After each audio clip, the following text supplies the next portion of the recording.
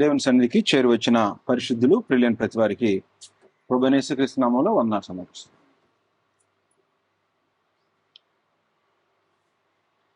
మానవుని గూర్చినటువంటి జ్ఞానము లేదా సత్యం, మానవుడు ఎలా నిర్మించబడ్డాడో, మానవ నిర్మాణంలో ఏముందో, మానవుడు ఈ లోకంలోకి వచ్చిన తర్వాత లోకయాత్ర ముగించుకుంటే ఎక్కడ ఉండబోతాడో, ఈ సంగతులు గ్రంథంలో నుండి మనం ఆలోచన చేశాం. మానవుడు భూమి మీద జీవించే ఈ కాలంలో దేవుడు ఇచ్చినటువంటి దేహము, ఆత్మ, ఈ రెండు ఒకదానికొకటి పరస్పర విరుద్ధమైనవి.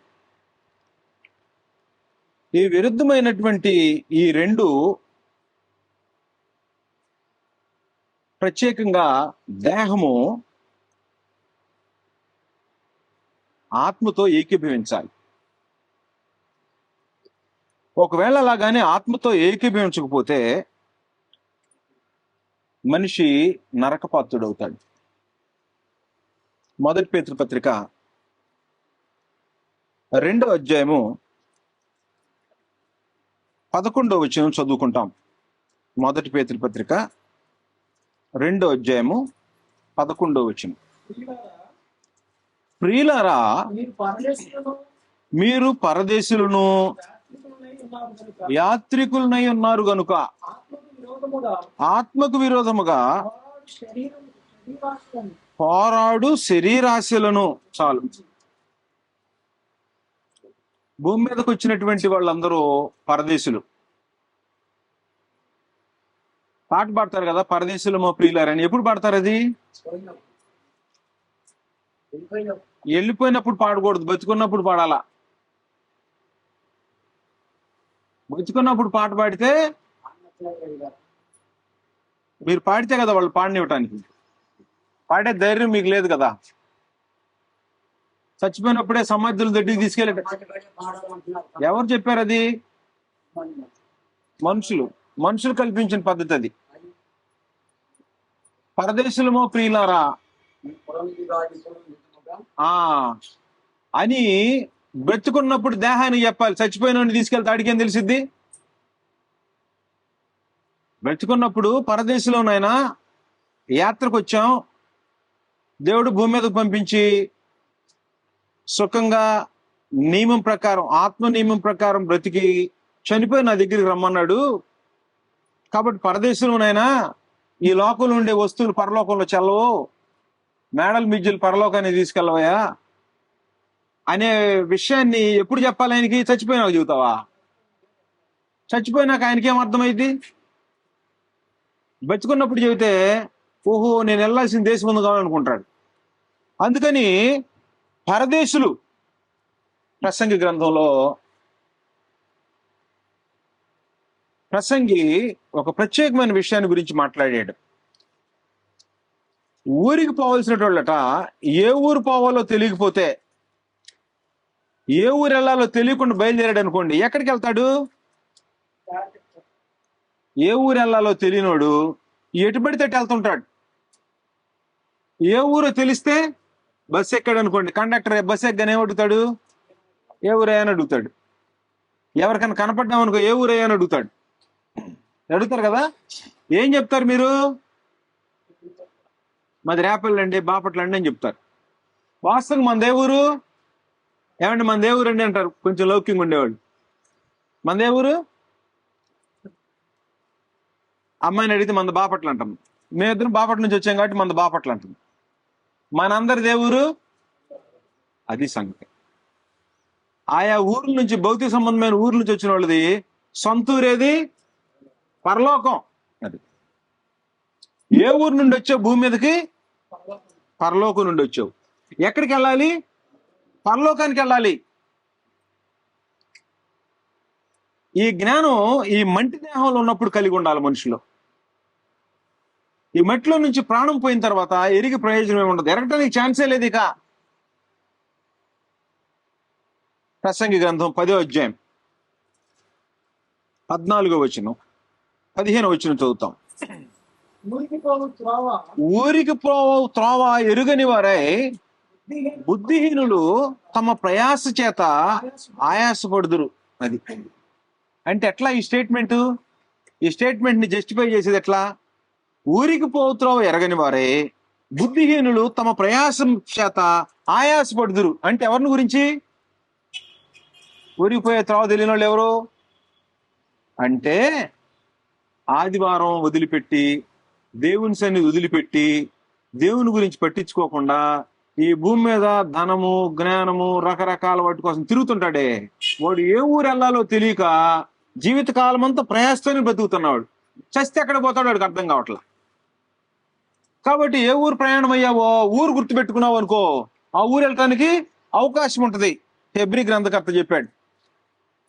విశ్వాస వీరుల జాబితా, పాత నిబంధన విశ్వాస వీరుల జాబితా మాట్లాడుతూ, వాళ్ళు ఎదురు చూసేటువంటిది వాగ్దాన ఫలం. దేవుడు వాగ్దానం చేశాడు. ఏం వాగ్దానం చేశాడు? దేవుడు మనుషులకు వాగ్దానం చేశాడు. ఏం వాగ్దానం అంటే, జనవరి 1 రోజు కాగితాలు పెట్టి తీసి నీకు ఇది ఒక వాగ్దానం వచ్చింది తీసుకెళ్ళమనే వాగ్దానం కాదు. ఏం చేస్తున్నారు ఇప్పుడు? బైబిల్లో దీవెనలకు సంబంధించిన ద్వితీయోపదేశ కాండంలో ఉండి అవి తీసి దీవెనలు రాసి, అక్కడక్కడ దీవెనల గురించి ఉన్నాయి రాసి, నువ్వు వాగ్దానం తీసుకో, నీకు వచ్చింది ఈ సంవత్సరం నీకు నెరవేరింది, దేవుడు ఇచ్చాడు. ఈ వాగ్దానం కాదు దేవుడు చేస్తుంది. నరులందరికీ ఒకటే వాగ్దానం చేశాడు. ఏంటా వాగ్దానం? మొదటి యోహాను పత్రిక 2వ అధ్యాయము 25వ వచనం. నిత్య జీవము అనుగ్రహించునన్నది ఆయన తానే మనకు చేసిన వాగ్దానం. మనకేం వాగ్దానం చేశాడట? నిత్య జీవం అనుగ్రహిస్తాను. మనుషులందరికీ ఏం చెప్పాడంటే నిత్య జీవం అనుగ్రహిస్తానన్నాడు. ఆ నిత్య జీవం కొరకు ఎదురు చూసేటువంటి పాత నిబంధన భక్తులు హెబ్రీ పత్రిక 11వ అధ్యాయము 13వ వచనం. వీరందరూ ఆ వాగ్దాన ఫలము అనుభవింపకపోయినను దూరము నుండి చూచి వందనము చేసి తాము భూమి మీద పరదేశులమును యాత్రికులమై ఉన్నామని ఒప్పుకొని, ఏమన్నారు వాళ్ళు? భూమి మీద పరదేశులము యాత్రికులమై ఉన్నామని ఒప్పుకొని విశ్వాసము గలవారై మృతి నొందిరి. ఈలాగు చెప్పువారు. ఎలాగ చెప్పేవాళ్ళు? యాత్రికులు పరదేశులము ఉన్నవాళ్ళు తమ స్వదేశమును వెదుకుచున్నామని విశుద్ధపరుచున్నారు కారా. సొంత దేశం ఏ దేశం? వారు ఏ దేశము నుండి వచ్చిరో ఆ దేశమును జ్ఞాపకమందుంచుకున్న ఎడలా మరలా వెళ్ళుటకు వాళ్ళకి వీలు కలిగి ఉండును. అయితే వారు మరి శ్రేష్టమైన దేశమును అనగా పరలోక సంబంధమైన దేశమును కోరుచున్నారు.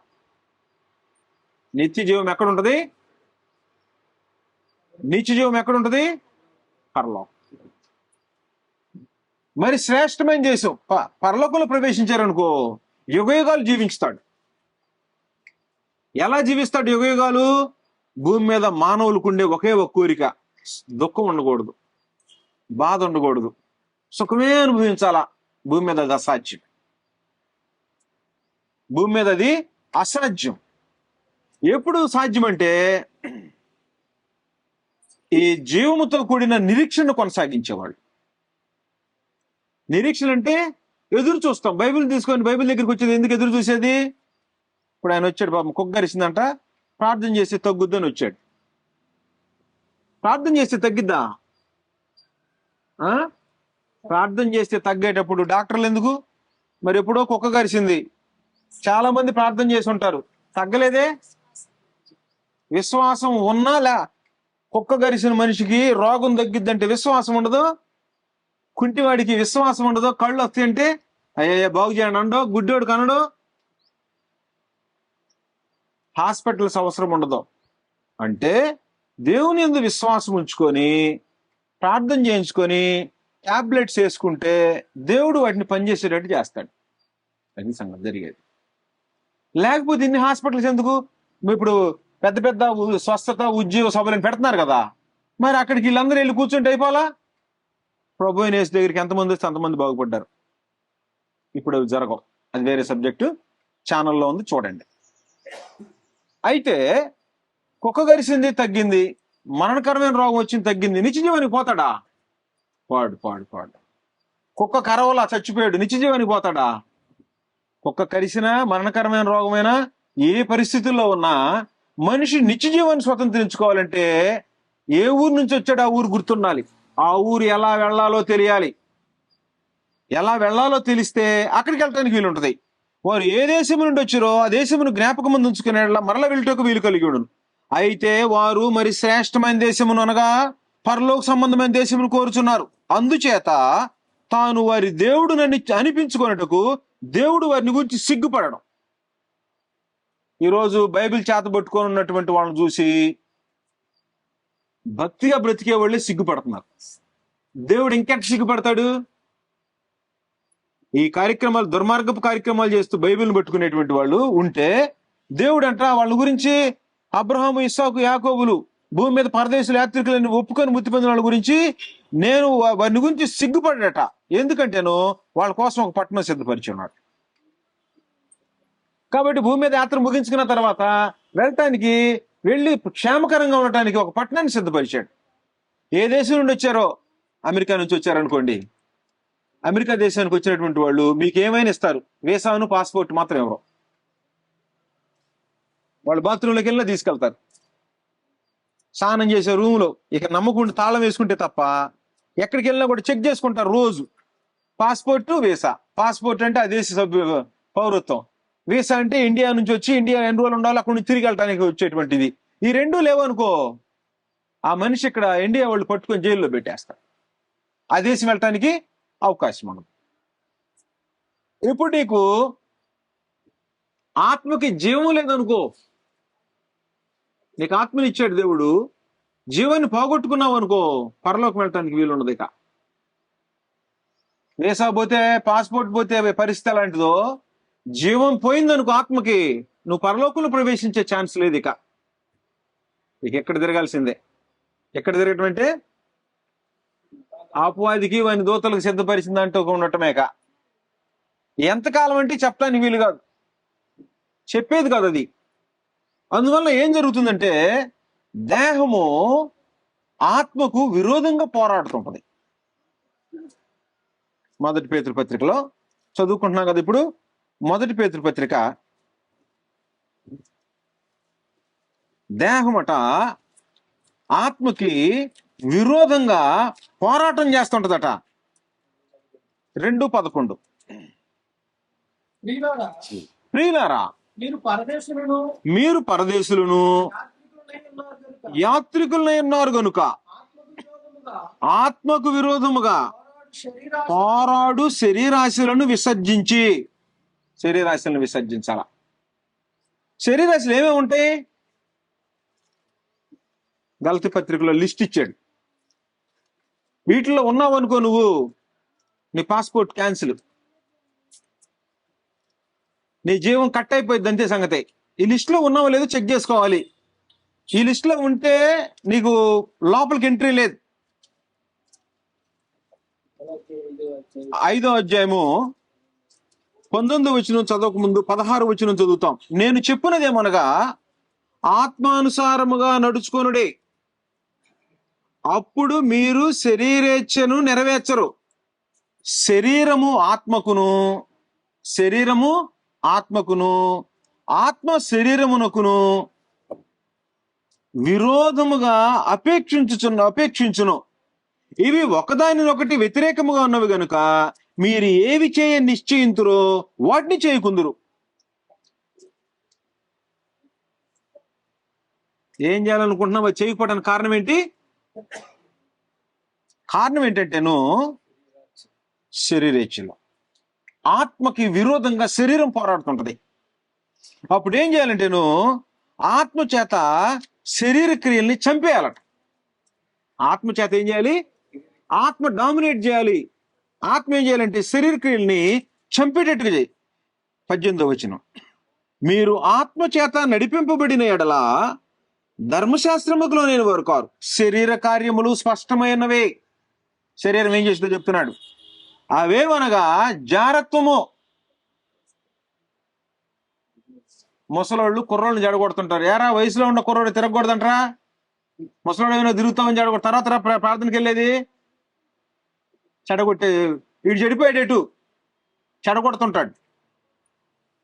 అపవిత్రత, కాముకత్వము, విగ్రహారాధన, అభిచారము, ద్వేషములు, కలహములు, మత్సరములు, క్రోధములు, కక్షలు, భేదములు, విమతములు, అసూయలు, మత్తతలు, అల్లరితో కూడిన ఆటపాటలు. లేటెస్ట్ గా ఒక 7 సంవత్సరాల నుంచి డాన్సులు ఇంట్రొడ్యూస్ చేశారు. మేము చిన్నపిల్లలప్పుడు డాన్సులు లేవు. ఉన్నాయా? ఒక 20-25 ఏళ్ల క్రితం వెళ్తే క్రిస్టియానిటీ అనే పేరు మీద డాన్సులు ఉన్నాయా? ఎక్కడ లేవు. ఇప్పుడు ఏం జరుగుతున్నాయి? ఏ పాస్టర్లు అని చెప్పుకునేటువంటి వాళ్ళు డాన్సులు వీళ్ళే ఏర్పాటు చేస్తున్నారు, వీళ్ళే నేర్పుతున్నారు కూర్చోబెట్టి. ఎక్కడ వీళ్ళకి డాన్సులు? ఏ బైబిల్ నేర్పింది? ఏ పౌలు నేర్పాడు వీళ్ళకి? ఏ పేతురు నేర్పాడు? ఏ క్రీస్తు ప్రభు నేర్పాడు? అది ఏంటంటే దావీదుని ఒకటి నప్పు తెచ్చుకుంటారు. దావీదు పాత నిబంధన. దావీదు ఎవరికన్నా నేర్పాడా? దావీదు ఒక్కసారి నాట్యం చేశాడు ఉత్సాహంలో. నాట్యం ఆడమన్నాడా? లేదు. కొత్త నిబంధనలో నాట్యం చేయమన్నాడా? అల్లరితో కూడా నాటుపాటలు మొదలైన వద్దన్న. వీళ్ళు ఏం చేస్తున్నారు? పాస్టర్లని పేరు చెప్పి జనాన్ని ఆకర్షించడానికి పసిపిల్లల దగ్గర నుంచి డాన్స్ వేయడం ప్రారంభించేశారు. అల్లరితో కూడా నాటుపాటలు. ఎక్కడ ఈ డాన్సులు? సినిమాలు చూసి నేర్చుకునే డాన్సులు, అంతే కదా. ఇంకెక్కడో ఈ డాన్సులు నేర్చుకోవడానికి? లోకంలో నేర్పించేటువంటివి. ఇంకేంటో తెలుసా? ఘోరమైంది ఏంటో తెలుసా?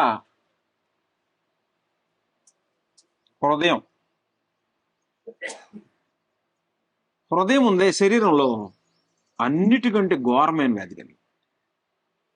జబ్బు దేహానికి వస్తే మందు కొట్టచ్చు.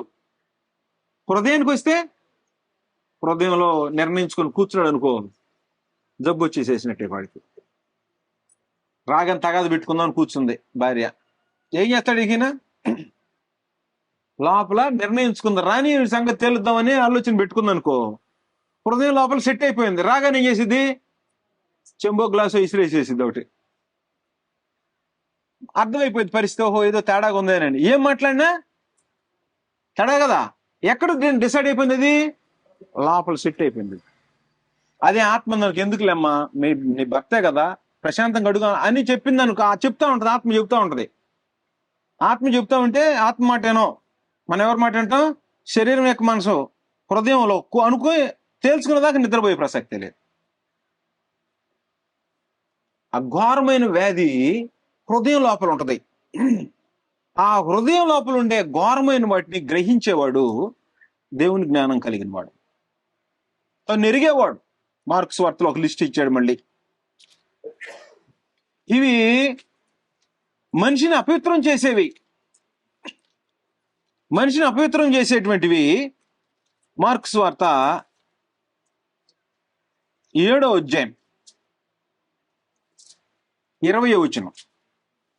మనుషుని లోపల నుండి వెళ్ళున్నది మనుషుని అపవిత్రపరచును. మనుషుని లోపల నుండి బయలు వెళ్ళున్నది, లోపల నుంచి బయటకు వస్తాయి అనగా. లోపల నుండి అనగా, లోపల నుంచి అంటే ఎక్కడి నుంచో చెప్తున్నాడు. మనుష్యుల హృదయములో నుండి దురాలోచనలు. ఆలోచన హృదయంలో ప్రారంభమైంది. దురాలోచనలు, జారత్వములు, దొంగతనములు, నరహత్యలు, వ్యభిచారములు, లోభములు, చెడుతనములు, కృత్రిమములు, కామవికారము, మత్సరము, దేవదూషణ, అహంభావము, అవివేకము. ఈ చెడ్డవన్నీ లోపల నుండియే బయలు వెళ్ళి మనుషుని అపవిత్రపరచును. ఇవన్నీ ఏం చేస్తాయట? అపవిత్రం చేసేసేస్తాయి. రోమీయులకు రాసిన పత్రికలో మళ్ళీ ఒక లిస్ట్ ఇచ్చాడు. రోమీయులకు రాసిన పత్రిక 1వ అధ్యాయం మళ్ళీ ఒక లిస్ట్ ఇచ్చాడు. ఇక్కడ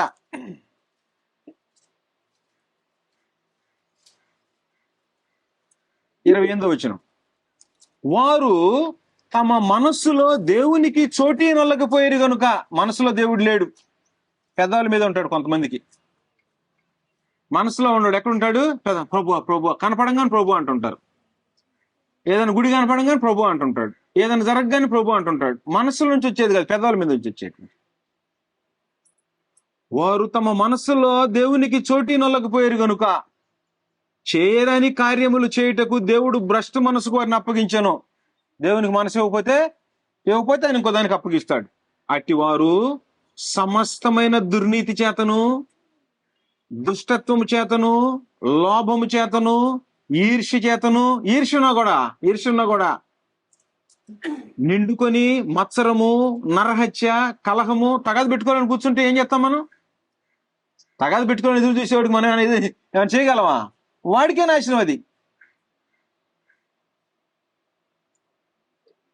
కపటం అంటే లోపల చక్క బాబాలకు తీసుకెళ్ళి అప్పగించేసేస్తాడు. నమ్మకం తీసుకెళ్ళి చంపేట్లా కపటం, వైరము, తగాదా నిండిన వారై కొండిగాండ్రు అంటే వీటి మీద పొద్దుగులు సాడీలు చెప్పటమే. మన సంగతి మనం చూసుకోడు, కొండేలు చెప్పడం. కొండిగాండ్రు, అపవాదకులు, దేవద్వేషకులు, హింసకులు, అహంకారులు. ఏమనుకుంటున్నావు పాస్టర్? ఏమనుకుంటున్నావు? ఏం స్వభావం ఇది? అహంకారం. నేనేమనుకున్నావు అన్నాడంటే అహంకారే.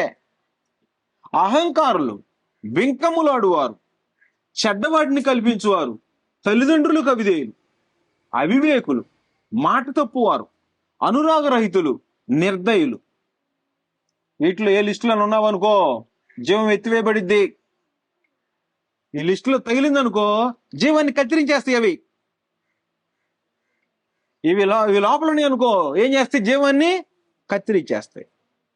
కత్తిరించేసేసి ఇట్టి కార్యములు అభ్యసించువారు మరణమునకు తగిన వారు అను దేవుని న్యాయ విధిని బాగుగా ఎరిగి ఉండి వాటిని చేయుచున్నారు. ఇది మాత్రము గాక వాటిని అభ్యసిస్తున్నారంట కొంతమంది. అభ్యసించు వారితో సంతోషముగా సమ్మతించున్నారు. అభ్యసించడం అంటే తెలుసా? పొద్దాక చేస్తానికి చేస్తారు అభ్యాసం. కొత్తగా బండి కొన్నాడు అనుకోండి, బండి నేర్చుకోవడానికి చేయడు. సైకిల్ కొంటే ఏం చేస్తాం? చిన్నపిల్లలు సైకిల్ దొక్కితే పొద్దాక అభ్యాసం చేస్తుంటారు. అట్లా ఇవన్నీ అభ్యాసం చేస్తున్నారంట. బాగా వచ్చిందాక అభ్యాసం చేస్తున్నారు. ఎలాంటి వాళ్ళు? మరణానికి తగినటువంటి వాళ్ళు. ఏ మరణం? రెండవ మరణం. అది మానవుని గురించి తెలుసుకోవాల్సిన జ్ఞానంలో రెండవ మరణం మరో జ్ఞానం తెలుసుకోవాలి. దేహానికి సంబంధించిన మరణం ఒకటి గ్యారెంటీ, అందరికి తెలుసు కదా. అది రెండో మరణం ఉంది. మానవుని గురించి తెలుసుకోవాల్సినటువంటి విషయం ఏంటంటే, భౌతికంగా నీ దేహంలో నుంచి ప్రాణం పోయిన తర్వాత మరణించడం తీసుకెళ్లి పడేస్తారు. ఆ తర్వాత రెండో మరణం ఉంటది. మానవునికి రెండో మరణం ఉంది. అది అగ్ని గంధకాలతో మండే గుండం. అది మొదటి మరణం ఎవరికైనా వచ్చింది. రోగం వచ్చినా వచ్చింది, వయసు అయిపోయినా వచ్చేసిద్ది గ్యారెంటీగా. ఫిబ్రవరి 9:27లో మనుషులు ఒక్కసారే మృతి పొందవాలని నియమింపబడిను, ఆ తరువాత తీర్పు జరుగును. మరణించేవనుకో తీర్పు వచ్చేసిద్ది. ఇలాంటి కార్యాలు అభ్యసిస్తానా చనిపోయావనుకో పాతాళం ఏం చేసిద్ది? మింగేసేసేసి. కాబట్టి ఇలాంటి అభ్యాసం చేసేటువంటి వాళ్ళని పాతాళం ఏం చేసింది? మింగేసింది. అప్పుడు ఎక్కడ పోతాడు? రెండవ మరణం. ప్రకటన గ్రంథం మానవుని గురించిన జ్ఞానం. మానవునికి రెండో మరణం ఉంది, నువ్వు దాన్ని తప్పించుకోవాలి.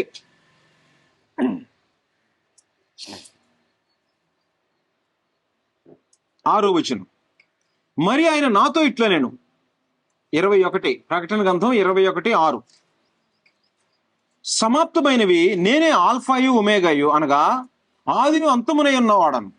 దప్పిగొనువానికి జీవజలముల బుగ్గలోనికి జలమును నేను ఉచితముగా అనుగ్రహింతును. దప్పికొన్నాడానికి ఎవడైనా ఏం దప్పిక?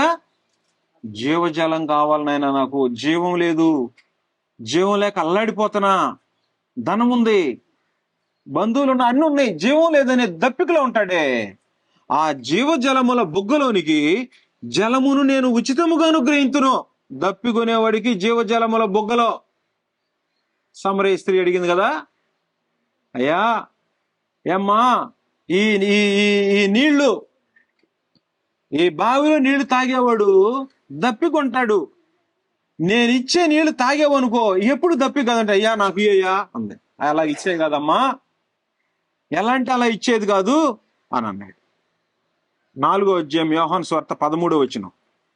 అందుకు యేసు, ఈ నీళ్లు త్రాగు ప్రతివాడు మరలా దప్పికొనును, నేనిచ్చు నీళ్లు త్రాగువాడు ఎప్పుడును దప్పికొనడు. నేను వానికిచ్చు నీళ్లు నిత్య జీవమునకై వానిలో ఊరేడి నీటి బుగ్గగా ఉండునని ఆమెతో చెప్పాను. అందుకు ఆ స్త్రీ ఆయనను చూచయ్యా, నేను దప్పికొనుకుంటున్నట్లు చేదుకొనుటకి ఇంత దూరం రాకుండా నీళ్లు నాకు ఈ మంది దయచేయమనగా, నీ వెళ్ళి పెనిమిటిని తీసుకురాపో అన్నాడు. నువ్వు పాపంలో ఉన్నావమ్మా, నీకు నీళ్లు తాగటానికి కుదరదు. అయ్యా నాకు పెనిమిట్లేంటి, నువ్వా రైటే పెనిమిట్లేడు కానీ నీకు ఎంతమంది ఉన్నారు? 5 ఉన్నారమ్మా. ఇప్పుడు ఉన్నవాడు నీవాడు కాదు అన్నాడు. నిజమే చెప్పావయ్యా. పాపంలో ఉండేవాడికి ఈ జలం ఇవ్వటానికి సాధ్యమయ్యే కార్యక్రమం కాదు. పాపంలో ఉండేవాడికి ఇది జీవజలాలు రావు, జీవజలాలు ఇవ్వటానికి వీలు పడదు. అందువలన ఈ జీవజలములను ఉచితముగా అనుగ్రహించును, డబ్బులు అవసరంలా. జయించువాడు వీటిని స్వతంత్రించుకొను, నేను అతనికి దేవుడినేందును, అతడు నాకు కుమారుడేందును. జీవజలాలు జయించడనుకో ఈ దేహాన్ని జయించాలా. జయించడం అంటే ఏంటనుకుంటున్నారు? దేహాన్ని జయించాలా, దేహంలో ఉండే శరీర కార్యాలను చంపాలా, శరీర కోరికలను జయించాలా, దీర్ఘశాంతం కలిగిన వాడే ఉండాలి. ఈ దేహం మీద అధికారం సంపాదిస్తే జయం పొందినవాడు ప్రభువైన యేసు ఒక్కడే. దేహాన్ని జయించిన వాడు దేహం లోపల నుంచి గాని దేహంతో గాని పాపం చేయనటువంటి ప్రభువైన యేసు ఒక్కడే. ఈ దేహాన్ని జయించాలి నువ్వు. పిరికి వారును, అవిశ్వాసులను, అసహ్యులను, నరహంతకులను, వ్యభిచారులను, మాంత్రికులను, విగ్రహారాధికులందరూ, అబద్ధికులందరూ, విగ్రహారాధికులు అబద్ధికులందరూ అగ్ని గంధకములతో మండు గుండములో పాలు పొందుదురు. ఇది 2వ మరణము. మానవుని గురించిన జ్ఞానము, మానవునికి 2వ మరణం ఉంది. ఈ 2వ మరణాన్ని గురించి ఎవడు ఆలోచన చేస్తున్నాడు? అమ్మో 2వ మరణాన్ని తప్పించుకోవాలి అని ఆలోచన ఉందా మనుషులకి? లేదు. ఈ మరణం ఎట్ట తప్పించుకోవాలని ఆలోచన చేస్తాడు. నువ్వు ఎంతకాలం బ్రతికినా మరణాన్ని తప్పించుకోలేవు. మనుషులు ఒక్కసారి మృతి పొందవాలని నియమింపబడింది. కానీ ఈ 2వ అగ్ని గంధకాలతో మండే గుండం తప్పించుకునేటువంటి అవకాశం నీ చేతుల్లో ఉంది. మొదటి మరణాన్ని తప్పించుకోవటం ఎవడి వల్ల చేత కాదు, కానీ 2వ మరణాన్ని తప్పించుకోవటం నీ చేతిలో ఉంది. మానవుని గురించిన జ్ఞానం ఇది. కాబట్టి ఈ జ్ఞానం ఎరగాలి మనుషులు. 2వ మరణంలోకి నేను పోకూడదు, 2వ మరణం నుంచి తప్పించుకోవాలి నేను అనేటువంటి జ్ఞానం ఉంటే ఏం చేస్తాడు?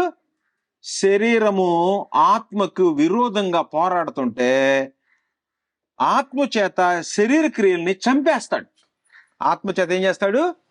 శరీర క్రియల్ని చంపేస్తాడు. ఎవరైతే శరీర క్రియల్ని చంపేస్తారో ఆ చంపేసినటువంటి వాళ్ళు జయం పొందేటువంటి వాళ్ళు. పోరాడుతుంటారు, పోరాటం చేయాలి. ఎవరితో? శరీరంతో. దేహం కోరే ప్రతిదీ ఇవ్వకూడదు. దేహం కోరితే నియమం ప్రకారం ఇవ్వాలి. ఆకలి అవుతుంది, పక్కనోడి ఇంట్లో ఏమన్నా తెచ్చుకొని తిందాం అనుకోకూడదు. ఆకలి అయితే నువ్వు ముందు కష్టపడి నువ్వు వంట సామాను తీసుకోవాలా. ఇంకా అలా రకరకాల శరీరం కోరే కోరికలకి న్యాయంగా చెప్పి వివాహం అన్ని విషయాల్లో ఘనమైంది అని చెప్పాడు. వివాహము అన్ని విషయాల్లో ఘనమైంది. ఈ రోజున వివాహ చట్టాన్ని పట్టించుకునేవాళ్ళు లేరు. ఇష్టం వచ్చిన బోధలు, మానవుని గురించిన జ్ఞానం, వివాహ వ్యవస్థ సరిలేకపోతే దేవుని సంకల్పం నెరవేర్చబడదు. కాబట్టి వివాహం అన్ని విషయాల్లో ఘనమైంది. నువ్వేం భూమి మీద ఏం చెబుతావో అన్నిటికంటే ఘనమైంది వివాహం. పాన్పు నిష్కల్మషముగా ఉండవలెను, వేశ్యాసంగులకును వ్యభిచారులకును దేవుడు తీర్పు తీర్చు. మానవుని గురించిన జ్ఞానంలో వివాహము ప్రాథమికమైన భాగం. ఈ వివాహం శరీరేచ్ఛ, దేహంతో జరిగించే పాపం. దీన్ని జయించాడు అనుకో మనిషి మిగతా వాటిని జయించడానికి అవకాశం ఉంది. అందువల్ల దీనికి ఏం చెప్పాడు దేవుడు? శరీరం కోరిక కోరుతుంది అనుకో, వివాహం చేసుకో నాయనా అని చెప్పాడు. ఆకలి అవుతుందా, చెమట వచ్చి పని చేయి, న్యాయంగా తిను. నీకు ఏదైనా కావాలా, న్యాయమైన పద్ధతిలో వెళ్ళు. ఏది చేయాలన్నా న్యాయమైన పద్ధతి ఉంది. ఆ పద్ధతిలో నీ న్యాయమైన కోరికలు తీర్చుకో అని గ్రంథం చెప్తా ఉంది. దానికి భిన్నంగా చేసేవాడు శరీరాన్ని వెంబడించేవాడు, ఆత్మను వెంబడించేవాడు కాదు. కాబట్టి శరీరము ఆత్మ ఒకదానికొకటి పరస్పరము విరుద్ధంగా ఉంటాయి.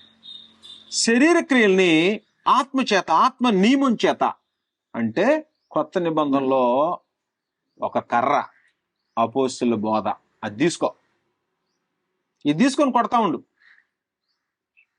బెత్తం తీసుకొని పిల్లల్ని కొట్టట్లా. ఏదైనా చెడ్డ పని చేస్తారు, ఏం చేస్తారు టీచర్స్? బెత్తం తీసుకొని ఒకటేస్తారు. ఇప్పుడు నీకు నువ్వేం చేయాలి? నీకు నువ్వు అపోస్తుల బోధ అనే బెత్తం దగ్గర పెట్టుకోవాలా. ఏం చేయాలి, ఏం చేయకూడదు అనేది నీకు తెలియాలి. తెలిస్తే ఎక్కడెక్కడ నిన్ను నీవే. అందుకనే ప్రభు బల్ల కార్యక్రమంలో ప్రతివాడు తను తాను పరీక్షించుకోనవలెను. అలాగ చేసి ఆ రొట్టెని తిని ఆ పాత్రలోని త్రాగవలెను. ప్రభు శరీరం అని వివేచింపక తిని త్రాగువాడు తనకు శిక్షా విధి కలుగుటకే తిని త్రాగుచుంటారు. ఇందువల్లనే మీలో అనేకులు రోగులు. ఏ రోగులు? ఇందాక చెప్పానే, హృదయ సంబంధమైన. మళ్ళా రోగులు, బలహీనులు, నిద్రించారు. బలహీనులు, రోగులు, ముందు బలహీనత వచ్చింది, నెక్స్ట్ రోగం అయిపోయింది. రోగం డాక్టర్ దగ్గర సరైన ముందు వేపించుకోలేదు అనుకో, అపోజిట్ బాధ పెట్టి కొట్టలేదు అనుకో, చచ్చిపోతాయి. కాబట్టి ఏం చేయాలంటేను, రెండవ మరణం ఎవరి మీద అధికారం చూపించదో నీకు తెలియాలి. అగ్ని గంధకాలతో మండే గుండంలో పాలు పంపులు పొందుదురు. ఇది రెండవ మరణం. ఈ రెండో మరణం ఎవరికో చెప్పాను. ఎవరిని చేయదంటే 20వ అధ్యాయం, ప్రకటన గ్రంథం 20వ అధ్యాయం 4వ వచనం నుండి చదువుతాం. ఎలాంటి పోరాటం ఉందో లేదో నీకు ఉండాలంటే ఏం చేయాలో వెనక్కి వస్తాను నేను. అంతటి సింహాసనములను చూచి తిని వాటి మీద ఆసీనులుండి వారికి విమర్శ చేయుటకు అధికారం ఇవ్వబడెను.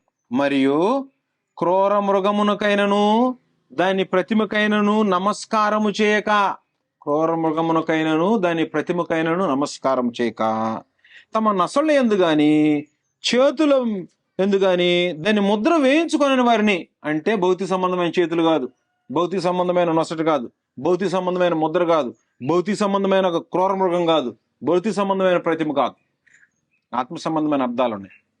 యేసు విషయమై తమిచ్చిన సాక్ష్యము నిమిత్తమును దేవుని వాక్యము నిమిత్తమును శిరచ్ఛేదనము చేయబడిన వారి ఆత్మలను చూచితిని. ప్రకటన గ్రంథం యొక్క శ్రోతలు 1వ శతాబ్దంలో రోమా ప్రభుత్వంచే, రోమా చక్రవర్తులచే ఈ ప్రకటన గ్రంథం దాదాపుగా డొమిషన్ 1వ శతాబ్దం 96లో రాయబడింది. డొమిషన్ అనేటువంటి చక్రవర్తి, అది క్రూర మృగం, మృగానికి సూచన. మృగం, క్రూర మృగం అంటే ఏం చేసేదో తెలియదు. అలాంటి చక్రవర్తి, ఏలుబడిచి చక్రవర్తి అని చెప్పకుండా రచయిత క్రూర మృగమునకైనను దాని ప్రతిమకైనను, ఆయన బొమ్మ పెట్టాడట మొక్కమని చక్రవర్తి గారు. క్రూర మృగం మాట ఇంట్లా ప్రతిమకు నమస్కారం చేయకపోతే ఏం చేస్తున్నాడు తెలుసా? చేతులు ఎందు గాని నొసళ్ళు ఎందు గాని దాన్ని ముద్ర వేయించుకోవట్లా. దాన్ని ముద్ర వేయించుకోవట్లేదంటే అర్థం ఏంటి అంటే, ప్రభుత్వం చెప్పేటువంటి దేవునికి విరోధమైన ఏ కార్యక్రమంలో కూడా పాలు పంపులు పొందట్లా. ఉదాహరణకి ఈ రోజున మీరు క్రిస్టియానిటీని వదిలిపెట్టరండి, రేషన్ కార్డు ఇస్తాం, నువ్వు మా పార్టీలోకి రా, నీకు మేలు జరిగిద్ది. ఒక్కొక్కడికి ఒక్కొక్క ముద్ర ఉంటది. మీ ఊర్లో ఎవరికే ముద్ర ఉందో,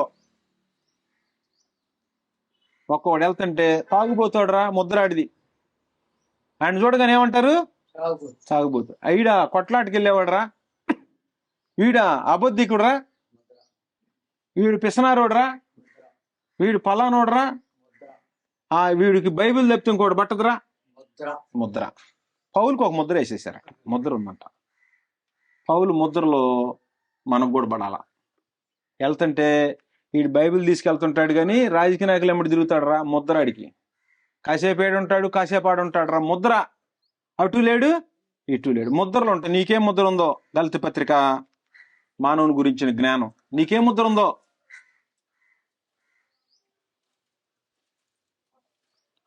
ఆరో అధ్యాయం, గలతీ పత్రిక 6వ అధ్యాయము 17వ వచనం.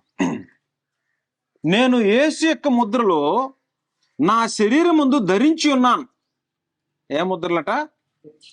యేసు యొక్క ముద్రలో నా శరీరం ముందు అంటే పౌలు వెళ్తాడు అనుకో, ఏమంటారు? క్రీస్తు ప్రభుని గురించి చెప్పడానికి వస్తున్నాడు రా, భూలోకంత తల్ల కిందలు చేసినాడు, ఎక్కడ కూడా వచ్చాడు రా, క్రీస్తు ప్రభు బోధతో నింపేస్తాడు రా, ఇదే అనుకుండే ముద్ర. అంతే కదా? ఆ ముద్ర ఉంది. ఇక మీదట ఎవడు నన్ను శ్రమ పెట్టవద్దు అన్నాడు. 14వ అధ్యాయం ప్రకటన గ్రంథం 14వ అధ్యాయం 8వ వచనం నుంచి. వేరొక దూత అనగా రెండవ దూత అతని వెంబడి వచ్చి మహోద్రేకముతో కూడిన తన వ్యభిచార మద్యమును సమస్త జనములకు తాగించిన ఈ మహాబబులోను కూలిపోయాను. అలంకార భాష ఇది. మహోద్రేకముతో కూడిన, మహా ఉద్రేకంతోనట తన వ్యభిచార మద్యమును, ఏం మద్యం ఇది? వ్యభిచార మద్యము సమస్త జనములకు తాగించిందట. వ్యభిచార మద్యాన్ని సమస్త జనాలకు తాగించిందట. ఎట తాగించింది? నేర్పింది. ఏమి నేర్పింది? వ్యభిచారం. ఏం వ్యభిచారం నేర్పింది? ఇక్కడ వ్యభిచారం అంటే కేవలము శారీరక సంబంధమైనది కాదు, లోకముతో వెళ్ళిపోయి, వ్యభిచారులారా ఈ లోక స్నేహము దేవునితో వైరమని మీరు ఎరగరా అనలా యాకోబు. అంటే ఏంటి? లోకంతో స్నేహం చేసేవాడు వ్యభిచారి. బబులోను, మహాబబులోను కూలిపోయినాడు. మహాబబులోను అంటే ఏంటో తెలుసా? రోమా సామ్రాజ్యం. బబులోను పట్టణం తెలుసు అందరికి. ఈ మహాబబులోను అని రాశాడు. మహాబబులోను అంటే ఆ పట్టణం కాదు, ఇది రోమా సామ్రాజ్యం. ఈ రోమా ప్రభుత్వం ఏం చేసిందో తెలుసా? దుర్వ్యాపారంతో దాదాపుగా 212 రకాల వస్తువులు ప్రపంచవ్యాప్తంగా ఎక్కడెక్కడున్నాయో మొత్తం తెప్పించేసేసి, రోమా మొదటి శతాబ్దంలో రోమా ప్రభుత్వం, రోమా ప్రావిన్స్ లో, సామ్రాజ్యంలో జరిగినంత పాపము ప్రపంచంలో ఇంకెక్కడ జరగదు. రోమా సామ్రాజ్యం భయంకరంగా. ఉదాహరణకి ఈ రోజున హైదరాబాద్, ఢిల్లీ, బాంబే మహానగరాలు దేంతో నిండిపోయి ఉన్నాయి? పాపంతో నిండిపోయింది. పబ్బులు, క్లబ్బులు. మొన్న ఒక ఆయన చెప్తున్నాడు, సాఫ్ట్వేర్ ఉద్యోగాలు చేసుకునే వాళ్ళట షిఫ్ట్లో చేసేసి 1 గంటకు 2 గంటలకు మధ్యాహ్నం ఇంటికి వస్తే నిద్రపోయి రాత్రి 8 గంటలకు లేచి 10ంటికి వెళ్ళిపోతారంట, 3 దాకా ఎగిరి వస్తారంట. పబ్బులు రకరకాల, ఏం సెంటర్లని చెప్తానికి వీలు కాదు. చూస్తే ఎట్లుంటుంది పట్టణం? హైదరాబాద్ మహానగరం అండి. లోపల ఏం జరుగుతుంది? పాపం నింపేసిందట. వ్యభిచార మద్యమును సమస్త జనములకు రోమా ప్రభుత్వంలో ఉండే రోమా సామ్రాజ్యం అందరికి నేర్పింది. అయితే కూలిపోయిందట. మరి ఒక దూత అనగా 3వ దూత వెంబడి వచ్చి గొప్ప స్వరంతో ఇలాగ చెప్పింది. ఏముంది తెలుసా? ఇక్కడేమో వ్యభిచార మద్యం చేత సమస్త జనాలు తాగించిందంటే, రెండో పార్టీ ఏం తెలుసా? ఆ క్రూర మృగమునకు గాని దాని ప్రతిమకు గాని ఎవడైనా నమస్కారం చేసి, అంటే ప్రభుత్వం చెప్పినట్ట ఊగిసలాడేవాడు, తన నొసటి ఎందేమి చేతి ఎందేమి ముద్ర వేయించుకుని నెడలా ఏమీ కలపబడకుండా దేవునిది ఉగ్రత పాత్రలో పోయబడిన దేవుని కోపమైన మద్యము వాడు తాగును. ఉగ్రత ఎవడి మీదకి వస్తుంది? రోమా సామ్రాజ్యంలో ఉండే ఆ చక్రవర్తి చెప్పిన మాటలు వినటానికి ఏం లేదు. సంవత్సరానికి ఒకసారి వెళ్ళాలట. వెళ్ళి ప్రజలందరూ వెళ్ళి విగ్రహం దగ్గర నిలబడి, Domitian my lord my God అని సాగిలు పడి మొక్కి క్యాండిల్ ఒకటి వెలిగించి నువ్వే మా దేవుడు అని రావాలంట. వస్తే అన్ని ఫ్రీ. ఆయన బొమ్మ చేపించాడు. ఆయన బొమ్మ చేపిస్తే దానికి వెళ్ళి మొక్కాల, సంవత్సరానికి ఒకసారి ఆదరేపించుకోవాలి. ఎవడరా నాకన్నా ఎదురు తిరుగుతున్నాడా? వచ్చి నా దగ్గర సాగిలు పడుతున్నాడు లేదా? లేదనుకో, వాడి సంగతి తేలుతాం రండి. నా ముద్ర వేయించుకుంటే ఓకే, ముద్ర వేయించుకోలేదనుకో వాడి సంగతి. ఆ లెట మళ్ళీ 20వ అధ్యాయంలోకి వెళ్తాం. 4వ వచనం, మరియు క్రూర మృగమునకైనను దాని ప్రతిమకైనను నమస్కారము చేయక తమ నొసళ్ళ యందు గాని చేతుల యందు గాని దాని ముద్రలు వేయించుకొనని వారిని, వేయించుకొనట యేసు విషయమై తమిచ్చిన సాక్ష్యము నిమిత్తము, క్రీస్తు ప్రభువుని ప్రకటించే వాళ్ళు, ప్రభుత్వానికి లొంగకన ఉన్నటువంటి వాళ్ళు, దేవుని వాక్యము నిమిత్తము శిరచ్ఛేదనము చేయబడిన వారి ఆత్మలను సూచితనే ఏం చేస్తారంట? డమిషన్కి మొక్కకపోయినా, ప్రభు అయిన యేసుక్రీస్తుని గురించి మాట్లాడినా తలదీసేయండి రా అన్నాడంట చక్రవర్తి. ఇప్పుడు అలాంటి పరిస్థితి వస్తే ఎంతమంది నిలబడతారో? వారి ఆత్మలను చూచి తిని వారు బ్రతికిన వారే, వాళ్ళు బ్రతికారు. 6వ వచనం, ఈ మొదటి పునరుద్ధానములో పాలుగలవారు ధన్యులను పరిశుద్ధులు ఎందురు, ఇట్టి వారి మీద రెండవ మరణమునకు అధికారము. అంటే ఏంటో తెలుసా? నీకు క్రీస్తు ప్రభు వాక్యం చెప్తున్నా, క్రీస్తు ప్రభు చట్టానికి విరుద్ధంగా వాళ్ళు చేయమంటే లొంగకపోయినా నీ తల తీసేసారని ప్రాణం పోయిందనుకో, మొదటి మరణం ఎట్టని వచ్చింది. ఇలాంటి ఇలా చచ్చిపోయావనుకో, రెండో మరణానికి నీ మీద అధికారం లేదు. ఇక రెండో మరణానికి అధికారం లేదు. అంటే దేవుని యొక్క ఆజ్ఞల ప్రకారం ప్రాణం పోగొట్టుకున్నా సరే వాళ్ళు బ్రతికిన వాళ్లే. వాళ్ళు రెండో మరణం పాలు పంపులు పొందరు. డూప్లికేట్ వాళ్ళు ఉంటారే, కాసేపు రాజకీయ నాయకుల దగ్గర, కాసేపు ఈ ప్రభుత్వం దగ్గర, ఇక్కడ అబద్ధాలు అక్కడ అబద్ధాలు. ఈ అబద్ధాలు ఆడి పెళ్లి చేయాలంట. పెళ్లిళ్ళప్పుడు ఇట్లాంటి చిన్న చిన్న అబద్ధాలు చెబుతూ ఉంటామండి. పాస్టర్లు చెబుతున్నారు. ఎక్కడికి పోతారు వీళ్ళందరూ? అబద్ధికులు అందరూ. అగ్ని గంధకాలు మండే గుండంలో పాలు పొందుదురు. ఆ కుర్రడా నాకు అలవాటు లేకుండా ఎట్టుంటాయండి? ఉన్నవి చెప్పు, ఉన్నవి ముందే చెప్పాలి కదా. ఉన్నవి ముందే చెప్పకపోతే అబద్ధం కదా అది. అందువలన ఏం జరుగుతుంది? రెండో మరణం ఉంది. రెండో మరణం ఉంది. రెండు, ఇవి భౌతిక సంబంధమైన మరణం, ఇది ఆత్మకి ఎప్పుడు నువ్వు చనిపోయిన తర్వాత జరిగేటువంటి కార్యక్రమం. ఇప్పుడు దేహంలో బ్రతికి ఆత్మలో చచ్చినటువంటి వాళ్ళు ఉన్నారు. అర్థం కాల? దేహంలో బాగా ప్రాణం ఉంది, బ్రహ్మాండంగా ఉన్నారు. ఆత్మలో చచ్చిపోయినటువంటి వాళ్ళు ఉన్నారు. వీళ్ళని గుర్తుపట్టాలి. ఇప్పుడు నీకు నువ్వు గుర్తుపెట్టుకోవాలి, పక్కన వాళ్ళని గుర్తుపట్టలేవు. గుర్తుపెట్టినా నీకు ఉపయోగం లేదు. నిన్ను నువ్వు గుర్తుపెట్టుకోవాలా. దేవుడిచ్చిన జీవాత్మ నీకుందో లేదో, జీవాత్మ నీకుందో లేదో తెలుసుకుంటే, ఉంటే వెల్, లేకపోతే దాన్ని సంపాదించుకో. జీవాన్ని ప్రేమించు, జీవాన్ని సంపాదించుకో. కాబట్టి ఇప్పుడు జీవం ఉందా నీకు? జీవం అంటే ఏంటి? ఇప్పుడు ఏం చేసిద్ది? ఆత్మను బ్రతికించేది. ఆత్మను బ్రతికించేది జీవం, దేహాన్ని బ్రతికించేది ప్రాణం.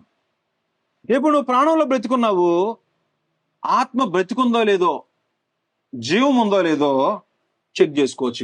ఇప్పుడు చెక్ చేద్దాం జీవం ఉందో లేదో. ఆదికాండం 3వ అధ్యాయం. చస్తావన్ల మరణం, భౌతిక సంబంధమైన మరణం, ఆత్మ సంబంధమైన మరణం. భౌతికంగా బ్రతికుండి ఆత్మలో చనిపోయిన వాడికి రెండో మరణం ఉంటది. దేహంలో బ్రతికుండి ఆత్మలో చచ్చిపోయిన వాడికి రెండో మరణం ఉంటది. దేహంలో బ్రతికుండి ఆత్మలో కూడా బ్రతికున్న వాడికి రెండో మరణం ఉండదు. ఆత్మను బ్రతికించుకున్నాడు అనుకో, ఒక మరణమే. ఆత్మ చనిపోయింది అనుకో, మళ్ళీ ఆత్మకెళ్ళి రెండో మరణం పాలవుతుంది. ఇప్పుడు ఆత్మ బ్రతికుందా చచ్చిందా? నీ ఆత్మ, ఆదాము ఆత్మ బ్రతికిందా చచ్చిందా?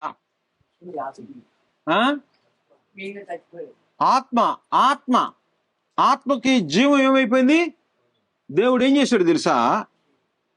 ఏం చెప్పాడు? ఒకే ఒక ఆజ్ఞ ఇచ్చాడు ఆయన. ఏమని?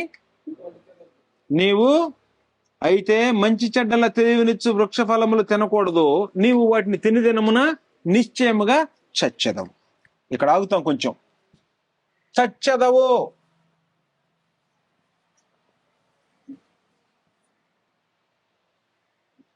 చచ్చదు అని చెప్పింది దేనికి సంబంధించి? ఆత్మ సంబంధించి. చచ్చదు అన్నప్పుడు తిన్నాడు, తిని మాట్లాడుతున్నాడు. ఆదాం ఎక్కడున్నావు అని అడిగాడు. అయ్యా దాక్కున్నానయ్యా అంటే చచ్చింది ఎక్కడా? ఆత్మలో ఎట్లా చచ్చాడు? ఎట్లా చచ్చాడు? ఎట్లా చచ్చాడో అంటే ఏం జరిగిందో. చచ్చాడంటే ఏం జరిగింది? చస్తే ఏం జరిగిద్ది? నేను చచ్చిపోయాను అనుకో భౌతికంగా, ఏం జరిగిద్ది? ఏం జరిగితే చచ్చాను? ప్రాణం పోతే చచ్చిపోయా. ఇప్పుడు చచ్చాడంటే బ్రతుకుంటే ఏముంటది? ఆత్మకి జీవం ఉంటది. చచ్చాడంటే ఏముండదు ఆత్మకు? జీవాత్మ. ఆత్మకి ఏముండదు? జీవం ఉండదు. ఆత్మకు జీవం ఉండేవాడు జీవ గ్రంథంలో ఉన్నాడు, దేవునితో బాంధవ్యంలో ఉన్నాడు. ఆత్మకు జీవం లేనివాడు చచ్చాడు. చచ్చే ఎక్కడ చచ్చాడు? ఆత్మకు జీవం వేరు చేయబడింది. చదువుతాను చూడండి. చెప్పాడు ఏందా మోసం ఇదంతా మాట్లాడిన తర్వాత 22వ వచనం. అప్పుడు దేవుడైన యెహోవా ఇదిగో మంచి చెడ్డలను ఎరిగినట్లు ఆదాము మనలో ఒకని వంటి వాడాను. కాబట్టి అతడు ఒకవేళ తన చేయి చాచి జీవవృక్ష ఫలములను కూడా తీసుకొని తిని నిరంతరము జీవించునేమో అని. అతడు ఏ నేల నుండి తీయబడినో దాన్ని సేద్యపరచుటకు ఏదైనా తోటలో నుండి అతన్ని పంపివేశాను. అప్పుడైనా ఆదామును వెళ్ళగొట్టి ఏదైనా తోటకు తూర్పు దిక్కున కెరూబులను జీవవృక్షమునకు పోవు మార్గమును కాచుటకు ఇటు అటు తిరుగుతున్న ఖడ్గజ్వాలలను నిలబెట్ట. అంటే దేవుని ఆజ్ఞ మీరిపోయినటువంటి వాడు చచ్చాడు. చస్తే వాడు ఎక్కడ ప్రవేశించడానికి వీల్లేదు? జీవవృక్ష ఫలాలు ఉండే స్థలాల్లోకి, నిరంతరం జీవించే స్థలంలోకి పోవటానికి వీల్లేదు. ఏం జరిగింది? మధ్యలో ఎవరు మింగుతారు? పాతాళం మింగేసేసేసి ఇటు పోకుండా ఇక్కడికి రాకుండా మధ్యలో ఏమైపోయింది? కెరూబులను అడ్డం పెట్టేశాడు. తూర్పు దిక్కున కెరూబులను, తోటలోకి ప్రవేశించకుండా కెరూబుల్ని, లోపల జీవవృక్షం ఉంది దాని ఫలాలు తినకుండా ఖడ్గజ్వాల అంటే కత్తి నిప్పులతో మండుతుంటది. వెళ్తే ఏం చేసిద్ది? కాల్చేసి నరకం పెట్టాడట. ఎవడు అక్కడికి వెళ్తానికి ఎవడు లేడు. మధ్యలో వెళ్తే ఏమైంది? నరకం. అంటే పాతాళం మింగేసేటట్టుగా ఏర్పాటు చేసేసి దేవుని వలన కలిగే జీవం అది. అంతే కదా? జీవం ఎవరి వల్ల కలిగిద్ది? జీవం దేవుని వల్లనే కలిగిద్ది. జీవాధారకుడు దేవుడు. జీవాధారకుడు అంటే మానవులకి జీవం రావటానికి ఆధారభూతుడు. 1 తిమోతి 6:13 వచనం. సమస్తమునకు జీవాధారకుడైన దేవుని ఎదుట. సమస్తానికి జీవాధారకుడు ఎవరు? దేవుడు. అంటే జీవాన్ని, ఊపిరిని దయచేస్తాడు ఆయన. తల్లి గర్భం నుంచి బయటకు వచ్చేటప్పుడు ఏం చేస్తాడు? అపోస్తల గ్రంథం 17 24-25 వచనాలు. జగత్తును అందలి సర్మస్తమును నిర్మించిన దేవుడు తానే ఆకాశమునకు భూమికి ప్రభు అయినందున హస్తకృతమైన ఆలయంలో నివసింపడు. ఆయన అందరికి జీవమును ఊపిరిని దయచేవాడు గనుక. ఊపిరి అంటే ప్రాణం, జీవం అంటే ఆత్మకి ఇచ్చేది, దయచేవాడు గనుక అన్నాడు. కాబట్టి దేవుడు జీవాధారకుడు, అందరికి ఇచ్చేటువంటి వాడు. తల్లి గర్భం నుంచి వచ్చేటప్పుడు ఇచ్చినటువంటి ఇది. ఇప్పుడు ఎప్పుడైతే నువ్వు ఆయన ఆజ్ఞను అతిక్రమించావో, 1 యోహాను పత్రిక 3:4 వచనం. పాపము చేయు ప్రతివాడు ఆజ్ఞను అతిక్రమించును. 1 యోహాను 3:4. ఆదాము ఏం చేశాడు?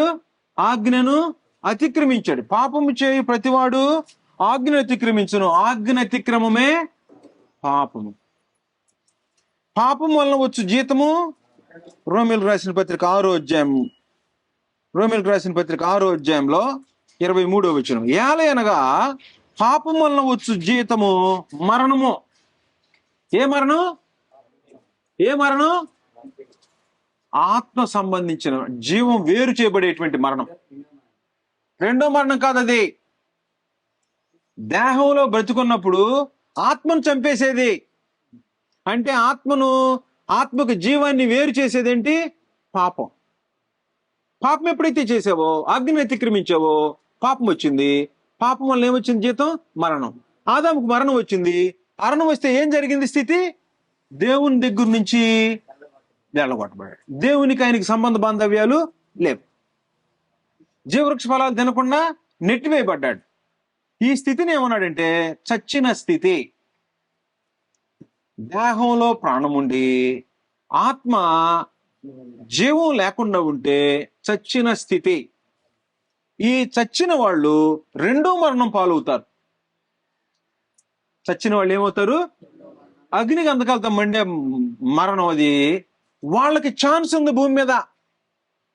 బ్రతుకున్నావు అనుకో, దేహంలో ప్రాణం ఉందనుకో, నీ ఆత్మ జీవం నుండి వేరు చేయబడింది అనుకో, దాన్ని బ్రతికించుకునే ఛాన్స్ భూమి మీద ఉంది నీకు. ప్రాణం ఉన్నంతసేపు నీకు ఛాన్స్ ఉంది. ఇది దాటిపోయావనుకో ఇక నీకు లేదు ఛాన్స్ అని. అవకాశాలన్నీ, చావు వచ్చిందా నీకు, నీ అవకాశ ద్వారాలన్నీ క్లోజ్ చేయబడ్డాయి. బ్రతుకున్నావా, ప్రాణం ఉందనుకో నీ దేహంలో, నీకు అవకాశాలు, చచ్చిన వాడివి బ్రతికే అవకాశం ఉంది. అగ్ని గంధకాలతో మండే గుండంలో పడ్డావు అనుకో, బ్రతకటానికి ఇక ఛాన్స్ లేదు. కానీ ఆత్మలో చనిపోయినటువంటి వాడు, అంటే జీవం నుండి వేరు చేయబడినటువంటి వాడు, పాపం చేసినటువంటి వాడు వేరు చేయబడ్డాడు. ఎఫెసీ పత్రిక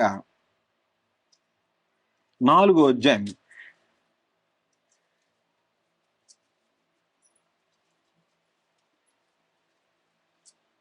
17వ వచనం. కాబట్టి అన్యజనులు నడుచుకున్నట్లు మీరిక మీదట నడుచుకొనవలదని ప్రభువునందు సాక్ష్యం ఇచ్చుచున్నాను. వారైతే ఎవరు? అంధకారమైన మనసు గలవారై తమ హృదయ కాఠిన్యం వలన, తమలోనున్న అజ్ఞానము చేత దేవుని వలన కలుగు జీవములో నుండి వేరుపరచబడిన వారై తమ మనసుకు కలిగిన వ్యర్థతను అనుసరించి నడుచుకుంటున్నారు. ఎవరైతే దేవుని వలన కలిగిన జీవంలో నుండి వేరు చేయబడతారో, ఆజ్ఞను అతిక్రమిస్తారో, పాపం చేస్తారో, అలాంటి వారట తమ మనసుకు కలిగిన వ్యర్థతను అనుసరించి నడుచుకుంటారు. ఆజ్ఞను అతిక్రమించిన వాళ్ళు పాపం చేస్తే, పాపం దేవుని వలన కలిగే జీవంలోంచి వేరు చేస్తే, తమ మనసుకు కలిగిన వ్యర్థతను అనుసరించి నడుచుకుంటారు. అలా నడుచుకుంటారు ఆటోమేటిక్గా. కాబట్టి అలా నడుచుకునేటువంటి వాళ్ళకి ఇప్పుడు ఛాన్స్ ఏంటి? అలాంటి వాళ్ళు ఏం చేస్తారు తెలుసా?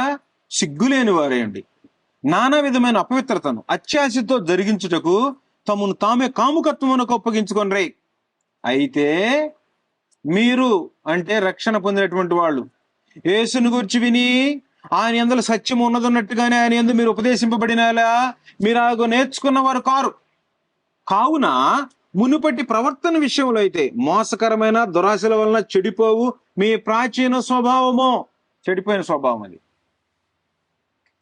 మన పోలిక యందు మా దేవుడు, మనము నరులను మన పోలిక చొప్పున, మన స్వరూపమందు మన పోలిక చొప్పున నరులను చేయుదుము.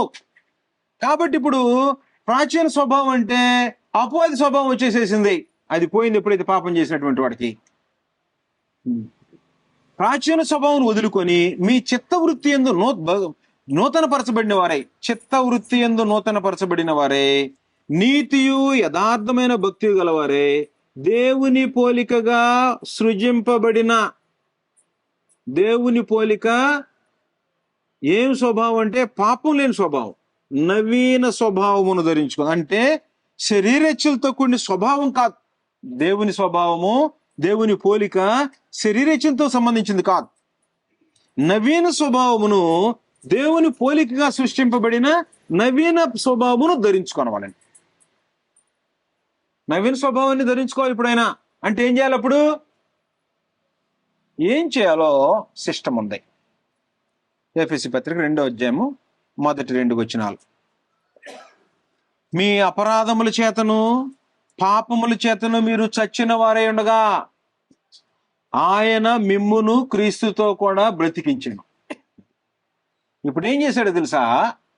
జీవాధారుడైన దేవుడు ఇలా పాపం చేసి దేవుడు అనుగ్రహించే మహిమను, రోమపత్రిక 3వ అధ్యాయం 10వ వచనం 23వ వచనం, నీతిమంతుడు లేడు, ఒక్కడైనా లేడు, పాపం చేయక మేలు చేయుచుండు వాడు లేడు, ఏ భేదం లేదు, అందరూ పాపం చేసి దేవుడు అనుగ్రహించే మహిమను పొందలేకపోతున్నారు. కారణం ఏంటంటే మహిమలో ప్రవేశించే అవకాశాన్ని పాపం చేసి దేవునికి మనుషుల మధ్య పాపం అడ్డం వస్తే జీవం వేరు చేయబడిపోయింది. పాపం జీవాన్ని వేరు చేసింది. ప్రార్థన చేస్తే అంగీకరించట్లేదు. యెషయా 59వ అధ్యాయంలో చెప్పేశాడు, మీ పాపాలు మీకును మీ దేవునికి అడ్డంగా వచ్చినాయి, ఆలకించట్లేదు అని అన్నాడు. కాబట్టి ఇలాంటి వాళ్ళకి ఏం చేశాడంటే తిరిగి జీవంలో అంటు కడతారు. తెలుసు కదా, అంటు కట్టాలంటే ఏం తెచ్చుకోవాలి? రూట్ మంచిది తెచ్చుకోవాలా. కొమ్మం కూడా తెచ్చుకున్నా రూట్ మంచిది తెచ్చుకోవాలి. దానిలో కడితే దీని సారం దానికి ఎక్కింది. దేవుడు ఏం చేశాడంటే ఇలా చనిపోయినటువంటి వాళ్ళని బ్రతికించి క్రీస్తుతో కూడా మిమ్మును బ్రతికించను అన్నాడు. క్రీస్తుతో బ్రతికించడానికి ఆయన ఒక ఏర్పాటు చేసి పెట్టాడు. యోహాను సువార్త 1వ అధ్యాయం. మానవుని గురించిన జ్ఞానం.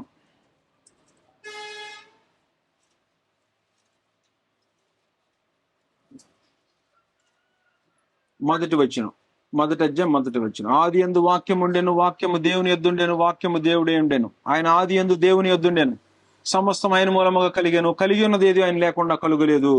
ఆయనలో జీవముండెను,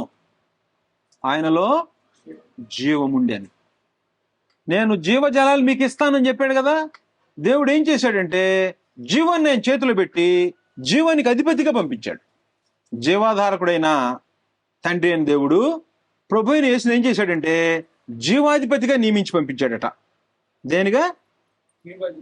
జీవాధారుడేమో దేవుడు, జీవాధిపతి అంటే జీవం ఎవరికైనా ఇవ్వాలనుకోండి, ఇప్పుడు ఎవరి చేతిలో ఉంది?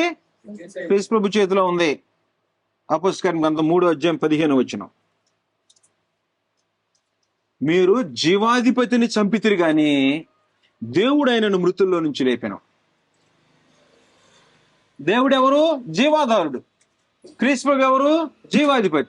జీవాధిపతిని చంపితిరి గాని దేవుడు ఆయనను మృతుల్లో నుంచి లేపా జీవాన్ని ఇవ్వటానికి ఆయన జీవాధిపతిగా నియమించేశాడు.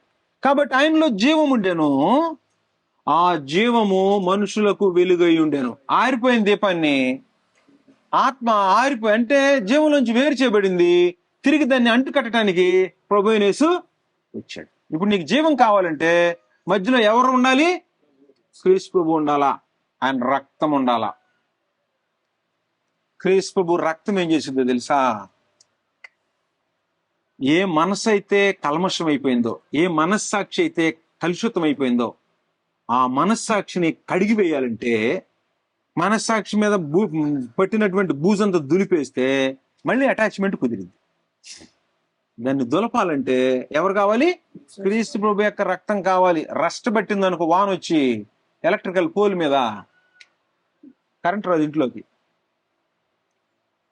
రస్ట్ వస్తే ఇప్పుడు ఏం చేయాలి? మళ్ళీ దాన్ని రుద్దాలంటే రుద్దే ఆయుధం క్రీస్తు ప్రభు యొక్క రక్తం. ఏ రక్త ప్రోక్షణ తగిలితే ఏం జరిగిద్దంటే మనస్సాక్షి మీద కల్మషం కడిగివేయబడి దేవుని వలన కలిగిన ఎక్కడైతే కట్ అయిపోయిందో దాన్ని తిరిగి క్రీస్తు ప్రభు రక్తం జీవంలో అతికించగలదు. మనస్సాక్షి మీద కల్మషాన్ని కడిగి పాపాన్ని తొలగించేసేసి ఏ పాపం అయితే వేరు చేసిందో ఆ పాపాన్ని క్రీస్తు ప్రభు యొక్క రక్తం కడిగేసేసి, కడిగితే ఇప్పుడు దేవునితో మళ్ళా తిరిగి బాంధవ్యం ఏర్పడిపోయింది. ఆ బాంధవ్యం ఏర్పడితే మరలా ఇప్పుడు ఏమైందంటే జీవ గ్రంథంలో పోయిన పేరు మళ్ళా ఎక్కేసేసేసి. కాబట్టి ఆయన అపరాధముల చేత పాపముల చేత చచ్చిన మనల్ని క్రీస్తుతో కూడా బ్రతికించెను. అంటే ఎవరు విశ్వసించి బాప్తిస్మం పొందారో, మారుమనసు పొందారో అలాంటి వాళ్ళు బ్రతికించబడ్డారో. ఆత్మ సంబంధంగా చనిపోయినటువంటి వ్యక్తులు బ్రతికించబడ్డారు. ఇప్పుడు జీవ గ్రంథంలో వాళ్ళ పేరుంది. రెండో మరణానికి అట్టంటి వాళ్ళ మీద అధికారం లేదు. వాళ్ళు ఏం చేస్తారంటే అపోస్తుల బోధ నిమిత్తం దేహంతో పోరాడుతుంటారు, శరీర కార్యాలని చంపేస్తుంటారు. చంపేసేసి ఏం చేస్తుంటారంటే ఆత్మఫలాలు ఫలిస్తుంటారు. మనం గుర్తుపట్టవచ్చు ఈ మనిషి బ్రతికాడా చచ్చాడా, ఎవరికి వాళ్ళకి అర్థమైద్ది. మనం కూడా గుర్తుపట్టవచ్చు. ఎట్ట గుర్తుపట్టవచ్చు?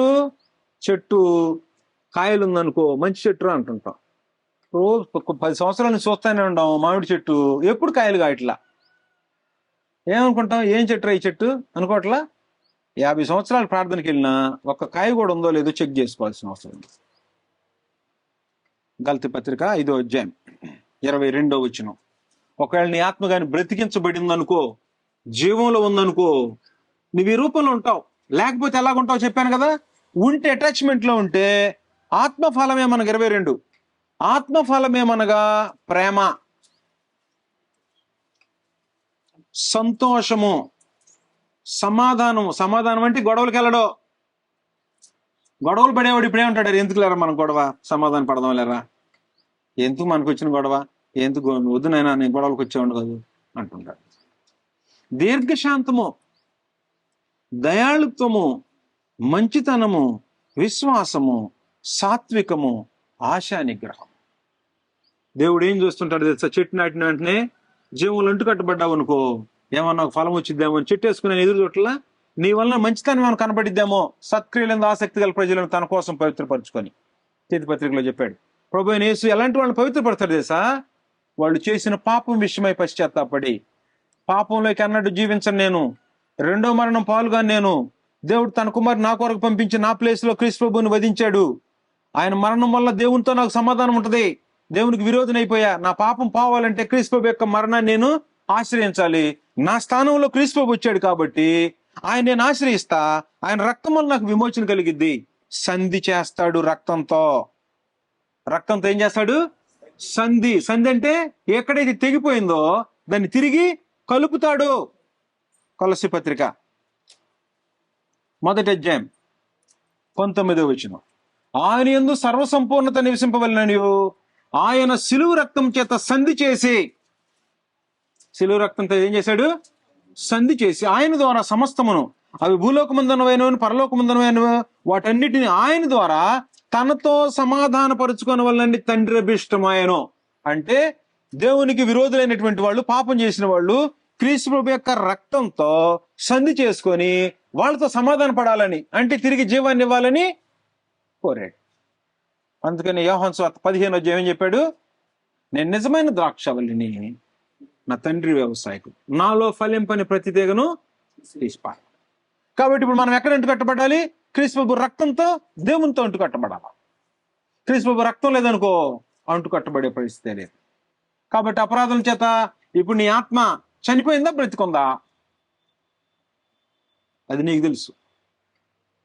చూసేవాళ్ళకి, దగ్గరకు చూసేవాళ్ళకి కూడా అర్థమైపోతుంది. కాబట్టి నీకు భూమి మీద బ్రతికున్నంత కాలం చచ్చిన స్థితిలో, ఆత్మ సంబంధం చచ్చిన స్థితిలో ఉంటే బ్రతికించుకునే ఒక ఏర్పాటు నీ చేతిలో ఉంది. బ్రతికున్నటువంటి వాళ్ళు జీవాన్ని ఏం చేయాలి? కాపాడుకుంటూ ఉండాలా, భద్రం చేసుకుంటా ఉండాలా. భద్రం చేసుకోవడానికి అపోస్తలుల బోధన ఉపయోగిస్తుండాలా, దాంతో కొట్టుకుంటూ ఉండాలా, తాను విమర్శించుకుంటూ ఉండాలా. పౌలు ఒక మాట చెప్పాడు 1 కొరింథీ 9వ అధ్యాయం 27వ వచనంలో, గాలిని కొట్టినట్టు నేను పోట్లాడట్లేదు గాని ఒకవేళ నేను ఇతరులకు ప్రకటించిన తర్వాత నేనే భ్రష్టుడినైపోదునేమో అని నా శరీరంలో నలగగొట్టి దాన్ని లోపరుచుకుంటున్నా. కాబట్టి ఇప్పుడు శరీరం నలగొట్టాలంటే ఏం బెత్తం కావాలి? అపోస్తలుల బోధ. సుత్తిపెట్టి నలగొట్టుకోవట్లా. అపోస్తలుల బోధ ఏం చెప్తుందో ఇది చేయకూడదు నాయనా అన్నాడు అనుకో, ఆపుకుంటున్నాడు అనమాట. శరీరాన్ని నలగొట్టుకుంటున్నాడు అపోస్తలుల బోధ చేత. అలా నలగొట్టుకోవాలి. ఎవరికైనా జీవం లేకపోతే ప్రభువైన యేసు సువార్తను వినాలి. సువార్త వింటే మారు మనసు కలిగిద్ది. మారు మనసు స్థితిని చూసి క్రీస్తు ప్రభు బాప్తిస్మలోకి వచ్చినప్పుడు తన రక్తాన్ని అర్పిస్తాడు. అలా అర్పిస్తే దేవుడు పాపాన్ని క్షమిస్తాడు. పాపాన్ని క్షమిస్తే పరిశుద్ధాత్మ నూతన స్వభావాన్ని నీకు ఇచ్చి ఆత్మ అనే అడ్వాన్స్, పరిశుద్ధాత్మ నీకు అడ్వాన్స్గా ఇస్తాడు. నీ ఆత్మకు జీవాన్ని జత చేస్తాడు. ఇది మానవుని గురించినటువంటి ప్రాముఖ్యంగా తెలుసుకోవాల్సినటువంటి జ్ఞానం. అనేకమైన సంగతులు ఉన్నాయి. మనకి టైం అయిపోయింది, అందువల్ల ముగించేస్తున్నాను. కాబట్టి 2 ఉంటాయి. ఏదైనా ప్రకృతి సంబంధమైన దేహం, ఆత్మ సంబంధమైన దేహం. ఆత్మకి జీవం, దేహానికి ప్రాణం. రెండవ మరణం ప్రాణము, జీవం. మొదటి మరణము భౌతిక సంబంధమైన మరణం, చనిపోయేది. ఆత్మలో చనిపోయేది ఆత్మక మరణం. ఆత్మ దేహంలో బ్రతుకున్నప్పుడు చనిపోతే రెండో మరణం పాలైద్ది. ఆ రెండో మరణం పాలు కాకుండాలంటే కొత్త జన్మ ఎత్తాల. చచ్చిపోయిన ఈ ఆత్మను బ్రతికించాలంటే కొత్త జన్మ. నికోదేముతో మాట్లాడే ఒకడు కొత్తగా జన్మిస్తే గాని అంటే 2 సార్లు పుడితే ఒకసారే చేస్తాడు. 2 సార్లు పుడితే ఒకసారి చేస్తాడు. ఒకసారి పుడితే 2 సార్లు చేస్తాడు. ఫైనల్ స్టేట్మెంట్ అర్థం కాలేదు కదా. 2 సార్లు పుడితే ఒక్కసారి చచ్చిపోతాడు దేహంలో. అంటే తల్లి గర్భం నుంచి పుట్టావు, పాపం చేసావు, చచ్చావు, మళ్ళీ పుట్టాల క్రీస్తు యేసులో. కాగా ఎవడైనా క్రీస్తునందు ఎడలవాడు నూతన సృష్టి. క్రీస్తునందు కొత్త జన్మ ఎత్తాలా. అప్పుడు రెండో మరణం ఉండదు. నువ్వు ఒకే తల్లి గర్భంలో జన్మించి పాపంలో చచ్చిపోయి ఉన్నావు అనుకో, బ్రతకలేదు అనుకో, రెండో మరణం 2 సార్లు చేస్తావు. కాబట్టి రెండో జన్మ ఎత్తావా, రెండో మరణం లేదు. ఒకే జన్మలో ఉండి పాపం చేస్తా ఉన్నావా, చచ్చి ఉన్నావా, నువ్వు తిరిగి జన్మించకపోతే నీకు రెండో మరణం గ్యారెంటీ. ఇది మానవుని గురించినటువంటి జ్ఞానం మనం ఎరగాలని ప్రభువైన యేసుక్రీస్తు మీ అందరికి వందనాలు సమర్పిస్తూ ముగిస్తా ఉన్నాం.